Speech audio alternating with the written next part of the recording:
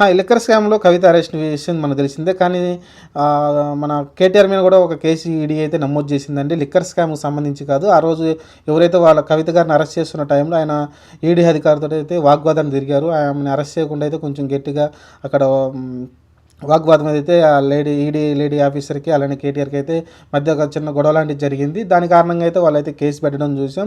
అలానే ఏదైతే వాళ్ళకి సమన్లు ఇచ్చారో దానిలో ప్రాపర్‌గా లేదని అని అయితే వాగ్దానించారు.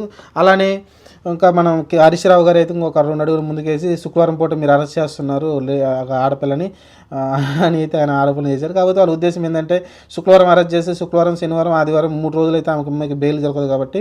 కానీ ఆ వీడియో అధికారులు చెప్పింది ఏంటంటే మేము శనివారం రోజే కోర్టులో ప్రొడ్యూస్ చేస్తాము కవిత గారిని, మీరు కావాలంటే అప్పుడు అప్లై చేసుకోవచ్చు అని అయితే వాళ్ళు చెప్పడం చూశాను. కానీ అయినా వాళ్ళు వాగ్వాదానికి తిరిగారు ఆ లేడీ ఆఫీసర్తో అయితే. దాని మూలంగా అయితే ఆమె అయితే ఈడీ తరపు నుంచి ఒక కేసు అయితే కేటీఆర్ మీద పెట్టడం చూసాం.